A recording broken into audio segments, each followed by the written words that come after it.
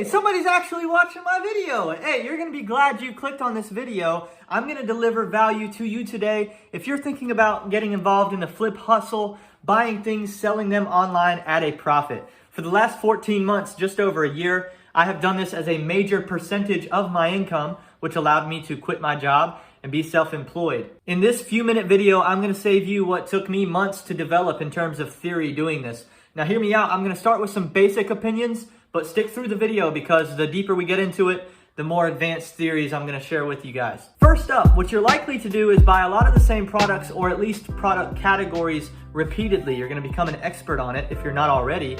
See, I'm young, college age, I like sports, so it made a lot of sense for me to buy local sports teams and university apparel and sell them for a profit. See, what that means though is I'm buying dozens or hundreds of shirts in a, let's say, Clemson Tigers category.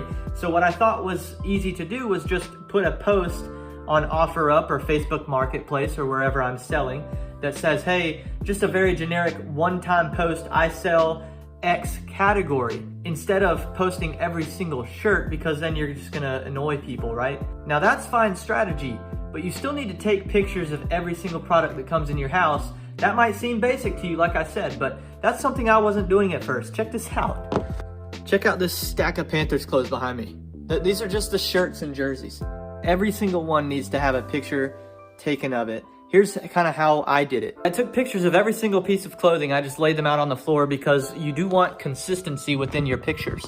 But then I typed the size of each shirt and put it there right on the picture. And then when somebody DMs me and says, hey, I want clothes in this category and this is my size, I can just send them everything in that size in my gallery. I downloaded an app specifically for this. You can probably do this in your iPhone's photo app or whatever, but I downloaded an app just for this. This is what my app looks like. I can just click into it and see every piece of clothing in each category. It also gives me an up-to-date number, so I know exactly how much I have at any moment, and then anytime anything sells, I just delete it from this app. The one thing I don't like about this app is that people can't see it themselves. This is simply for me.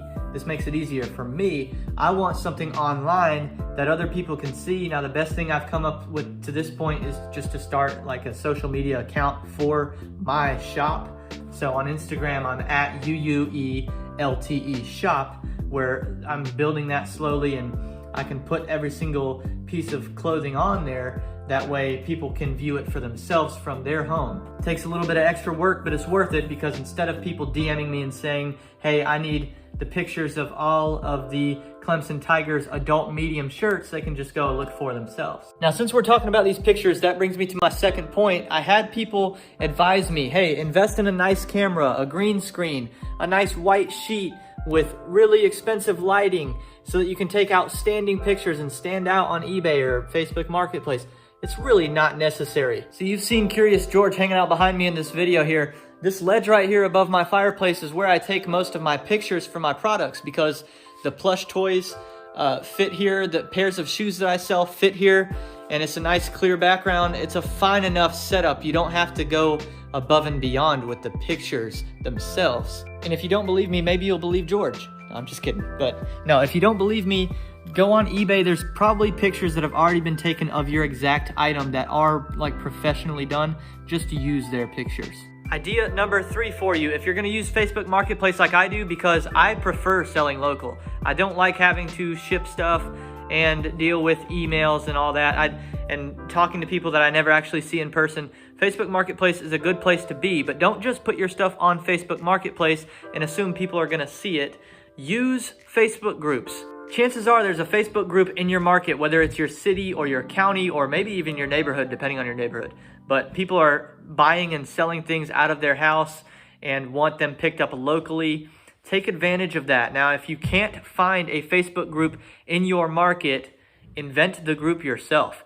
I know the person who operates this account in my county, and see this ad up here at the top of this page? He's being paid for that. It's like a virtual billboard. He's being paid additionally for somebody using the ad space. So, hey, take advantage of it. If no one's actually started a page like this, it could be worth even more than just selling your own items on it. As you're selling things locally, you need to pay attention to what does sell locally and what doesn't.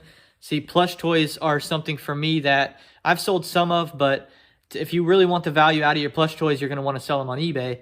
Or tennis shoes is another one. I sell $20 tennis shoes, and those sell well locally because they're cheap. But collectible tennis shoes or basketball shoes that have significant value, those need to be sold online. You're opening up a lot more customer potential and willingness to spend when you're selling to 50 states instead of one. Being completely honest, I haven't taken advantage of eBay in my first year as much as I should. I've leaned very heavily on selling locally, which let me tell you about the cons of that, because I apparently had too high of expectations of people than they're capable of. In my first year, I felt a pressure kind of to bend over backwards for people because this was my job. I became self-employed, so I felt like my flexibility is a lot higher than the average person, so I would let people dictate what time they would come pick something up for pickup. And what would happen is people would abuse that. I'm telling you, like 33 to 50% of the time, someone would schedule a time to be here for a product and then no show, or 30 minutes later than they were supposed to be here, they'd send a message and be like, hey, we need to reschedule. So my way of countering that in year 2 is setting times during the week, maybe on a Saturday morning and maybe one evening during the week. That way I can say, listen, here's a 2-hour block on Saturday or a 2-hour block during the week where you can come pick this up. First come, first serve. That's going to put the pressure on people to come get it, because people will dishonor your time. People suck. It just made me so angry at first, especially because I sell a lot of things for a very good price, $10 or $20. It's like, listen, if you make me wait an hour, if you're an hour later than you said you were going to be for a product that is only worth $10, you are making my time completely valueless.